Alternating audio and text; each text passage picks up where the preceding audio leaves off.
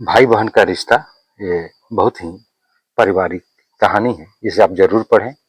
भैया, इस बार राखी पर मैं आपका इंतजार नहीं करूंगी, क्योंकि अब मुझे पता चल गया है कि शायद आप मुझे याद नहीं करते। मोबाइल की स्क्रीन पर आया यह आखिरी मैसेज पढ़कर विवेक की आंखें भर आई। वह जवाब लिखना चाहता था, नहीं गुड़िया, मैं तुम्हें हर दिन याद करता हूं। लेकिन तभी पीछे से उसकी पत्नी कविता की आवाज आई।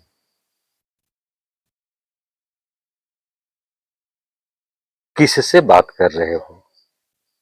विवेक ने तुरंत मोबाइल बंद कर दिया। किसी से नहीं, कविता ने मोबाइल उसकी तरफ बढ़ाते हुए कहा। अपनी बहन से बात कर रहे थे। अपनी बहन से बात कर रहे थे ना? विवेक चुप रहा। कविता बोली, मैंने कितनी बार कहा है अपनी बहन से दूरी रखो। शादी के बाद भी मायके वालों का मुंह नहीं छूटता उसका। विवेक ने धीरे से कहा। कविता, वो मेरी बहन है। बहन है तो क्या हुआ? हर बात में उसे घर के बीच लाना जरूरी है? विवेक कुछ नहीं बोला, लेकिन उस रात वह देर तक जागता रहा। उसके मोबाइल में अपनी बहन पूजा की एक पुरानी तस्वीर रख खुली थी। तस्वीर में पूजा हंस रही थी और विवेक की आंखों से आंसू बह रहे थे। विवेक और पूजा बचपन से एक दूसरे के करीब थे। मां के गुजर जाने के बाद पूजा ही उसके लिए घर की रौनक बन गई थी। पूजा छोटी थी तो भाई की उंगली पकड़कर स्कूल जाती। विवेक उसे स्कूल छोड़ने जाता। वापस आते समय उसकी पसंद की टॉफी जरूर लाता। एक बार पूजा बहुत बीमार पड़ गई। विवेक पूरी रात उसके सिरहाने बैठा रहा। सुबह पूजा ने आंखें खोलकर पूछा, भैया, आप सोए नहीं? विवेक ने मुस्कुराकर कहा, तू सो रही थी ना, फिर मुझे नींद कैसे आती? पूजा ने कमजोर हाथ से भाई की उंगली पकड़ ली। भैया, आप मुझे कभी छोड़ना मत। विवेक ने उसके हाथ माथे को चूमते हुए कहा। पगली, बहन को भाई छोड़ता नहीं, चाहे दुनिया छोड़ दे। समय बीता। विवेक की शादी कविता से हो गई। शादी की शुरुआती दिनों में कविता और पूजा के बीच सब ठीक था। पूजा भाभी को अपनी बड़ी बहन की तरह मानती थी। वह हर छोटी बड़ी बात में कविता की मदद करती। लेकिन धीरे धीरे कविता को लगने लगा कि विवेक अपनी बहन को जरूरत से ज्यादा महत्व देता है। एक दिन पूजा मायके आई। उसने भाई के लिए उसकी पसंद की मिठाई बनाई। विवेक ने खुशी से कहा, अरे वाह, मेरी बहन को आज भी याद है मुझे क्या पसंद है। कविता चुपचाप सब देख रही थी। रात में उसने विवेक से कहा, तुम्हारी बहन जब भी आती है घर का माहौल बदल जाता है। विवेक ने पूछा, क्या मतलब? मतलब साफ है, शादी हो चुकी है उसकी। अब उसे अपने घर पर ध्यान देना चाहिए। विवेक ने बात टाल दी, लेकिन कविता ने मन में कुछ और ही ठान लिया था। धीरे धीरे कविता ने विवेक के मन में पूजा को लेकर बातें भरनी शुरू कर दी। तुम्हारी बहन सिर्फ जरूरत पड़ने पर तुम्हें याद करती है। उसे तुमसे पैसे चाहिए होते हैं। तुम्हें पता है वह हमारे बारे में रिश्तेदारों से क्या क्या कहती है? विवेक हर बार कहता, मेरी बहन ऐसी नहीं है। कविता कहती, तुम्हें अपनी बहन की सच्चाई कभी दिखाई ही नहीं देगी। धीरे धीरे दोनों के बीच गलतफहमियां बढ़ने लगी। एक दिन पूजा ने फोन किया, भैया इस रविवार आ जाओ। भैया इस बार रविवार आ जाओ ना, बहुत मन कर रहा है आपसे मिलने का। विवेक कुछ कह पाता उससे पहले कविता ने फोन उसके हाथ से ले लिया।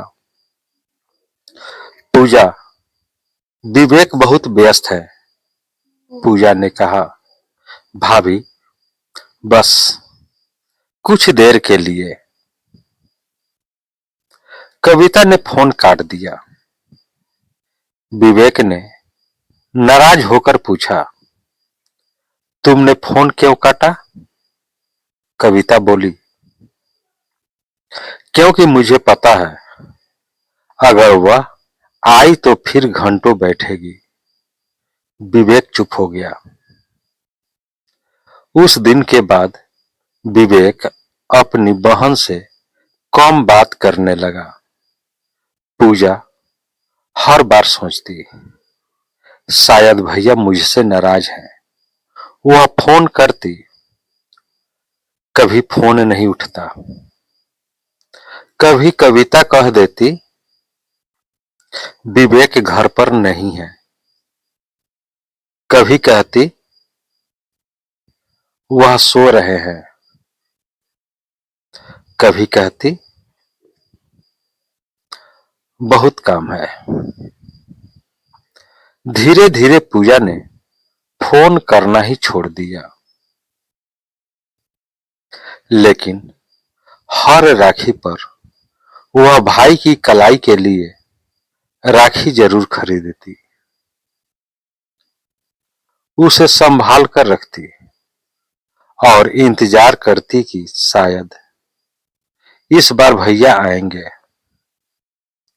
फिर राखी का दिन आ गया। सुबह से पूजा अपने भाई के आने की राह देख रही थी। उसने थाली सजाई, आरती की, राखी रखी, भाई की पसंद की मिठाई बनाई। लेकिन दोपहर हो गई, भैया नहीं आया। शाम हो गई, फिर भी नहीं आया। पूजा ने मोबाइल उठाया, भाई का नंबर देखा, उंगली कॉल बटन पर गई, फिर रुक गई। उसने खुद से कहा, नहीं, इस बार मैं फोन नहीं करूंगी। उसकी आंखों से आंसू निकल पड़े। उसने राखी वापस डिब्बे में रख दी और धीरे से बोली,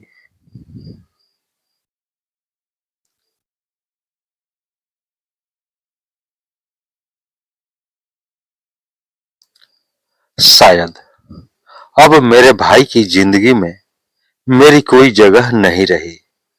उधर विवेक के घर में भी राखी का दिन बिल्कुल शांत था। सुबह से वह बेचैन था, बार बार मोबाइल देखता, पूजा का नंबर खोलता, फिर मोबाइल रख देता। कविता ने पूछा, क्या हुआ? विवेक ने कहा, आज राखी है। कविता बोली, तो? विवेक ने धीमे से कहा, पूजा की याद आ रही है। कविता ने जवाब दिया, तो उसे फोन कर लो। विवेक ने उसकी तरफ देखा।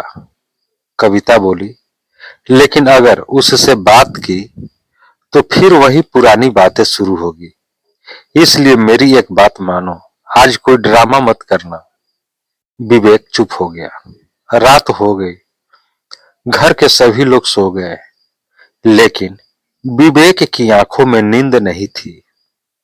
वह धीरे से उठा, कमरे से बाहर आया, टेबल पर बैठा, मोबाइल खोला और पूजा की वही पुरानी तस्वीर सामने आ गई। तस्वीर में पूजा राखी बांधते हुए मुस्कुरा रही थी। विवेक तस्वीर को देखते हुए फूट फूट कर रो पड़ा। गुड़िया, उसने तस्वीर को हाथ में लिया, तूने तो कहा था ना, हर राखी पर मेरे पास आएगी। उसकी आवाज कांप रही थी। मैं तेरा भाई होकर भी तुझे अपनी कलाई नहीं दे पाया। फिर उसने अलमारी खोली। अंदर उसे एक पुरानी राखी दिखाई दी, शायद पिछले साल की थी। विवेक ने राखी उठाई, कुछ पल उसे देखता रहा, फिर उसने अपनी कलाई आगे कर दी और उसने खुद ही अपनी कलाई पर राखी बांध ली। आंसू लगातार बह रहे थे। वह तस्वीर की तरफ देखकर बोला, आज तू नहीं है ना गुड़िया, इसलिए तेरी जगह मैं ही खुद को राखी बांध रहा हूं, ताकि मुझे याद रहे कि मेरा एक भाई होने का रिश्ता नहीं, एक भाई बनने की जिम्मेदारी भी है। वह तस्वीर को सीने से लगाकर रोता रहा। उसे क्या पता था, दरवाजे के पीछे खड़ी कविता उसकी सारी बातें सुन रही थी। कविता पहली बार अपने पति को इस तरह रोते हुए देख रही थी। उसने कभी नहीं सोचा था कि उसकी छोटी छोटी रोक टोक ने भाई बहन के रिश्ते को इतना दूर कर दिया है। विवेक तस्वीर को देखकर कह रहा था, पूजा, अगर तू मुझे अगर तू मुझे माफ कर सके तो कर देना। मैं तेरा भाई था, लेकिन तेरे साथ भाई जैसा खड़ा नहीं रह पाया। कविता की आंखों से भी आंसू निकल आए। उसे अपनी गलती समझ आ गई। उसने पहली बार महसूस किया कि पति को बहन से दूर करना जीत नहीं थी, यह तो उसके पति के दिल का एक हिस्सा उससे छीन लेना था। अगली सुबह कविता ने विवेक से कहा, चलो। विवेक ने पूछा, कहां? कविता ने उसकी आंखों में देखते हुए कहा, अपनी बहन के घर। विवेक कुछ समझ नहीं पाया। कविता बोली, कल मैंने तुम्हें अपनी बहन से दूर रखा, आज मैं खुद तुम्हें उसके पास लेकर जाऊंगी। विवेक की आंखें भर आई। कविता, वह आगे कुछ बोल नहीं पाया। कविता ने कहा, मुझे माफ कर दो, मैंने तुम्हारे रिश्ते को समझने में बहुत देर कर दी। दोनों पूजा के घर पहुंचे। पूजा दरवाजा पूजा ने खोला। भाई को सामने देखकर वह कुछ सेकंड तक उसे देखती रही, फिर उसकी आंखों से आंसू बहने लगे। विवेक ने कुछ नहीं कहा, बस अपनी कलाई आगे कर दी। उस कलाई पर राखी बंधी हुई थी। पूजा ने हैरानी से पूछा, भैया ये राखी? विवेक रोते हुए बोला, कल रात मैंने खुद बांधी थी। पूजा ने भाई की कलाई पकड़ ली। आपने खुद क्यों क्यों बांधी? विवेक ने कहा, क्योंकि तेरी राखी का इंतजार करते करते मैं समझ गया कि बहन से दूर होकर भाई की कलाई कितनी खाली हो जाती है। पूजा अपने भाई से लिपट कर रोने लगी। भैया, मैंने कभी आपसे कुछ नहीं मांगा, बस आपका साथ चाहा था। विवेक ने कहा, अब तुझे कभी मांगना नहीं पड़ेगा। कविता भी पूजा के सामने खड़ी थी। उसकी आंखों में आंसू थे। उसने हाथ जोड़कर कहा, पूजा, मुझे माफ कर दो। पूजा ने उसका हाथ पकड़ लिया। भाभी, आप बड़ी हैं। आपसे नाराज होकर मैं भी क्या पाऊंगी? कविता रोते हुए बोली, आज से मैं तुम्हें ननद नहीं, अपनी छोटी बहन मानूंगी। पूजा मुस्कुराई, और मैं आपको भाभी नहीं, बड़ी बहन कहूंगी। तीनों रोते हुए एक दूसरे से गले मिल गए।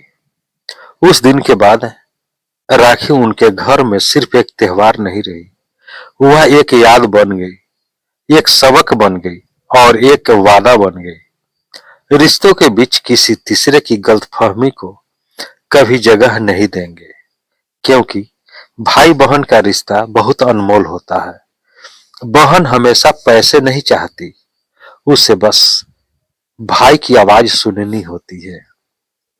गुड़िया, कैसी है तू? और भाई को हमेशा बहन से कुछ नहीं चाहिए, बस राखी के उस धागे में बंधा हुआ प्यार चाहिए। इसलिए अगर आपके घर में भी कोई भाई अपनी बहन से नाराज है या कोई बहन अपने भाई से दूर है, तो इस राखी पर एक बात पहल जरूर कीजिए, क्योंकि जिंदगी बहुत छोटी है। कहीं ऐसा न हो कि अगली राखी पर कलाई तो हो, लेकिन राखी बांधने वाला न हो। और याद रखिए, राखी सिर्फ कलाई पर नहीं बंधती, राखी दिल पर बंधती है। भाई बहन का रिश्ता अगर सच्चा हो तो दूरियां भी उसे खत्म नहीं कर सकती। दोस्तों, यह कहानी आपको कैसी लगी? कहानी को लाइक करें, शेयर करें। चैनल पर नए हैं तो चैनल को सब्सक्राइब कर लें।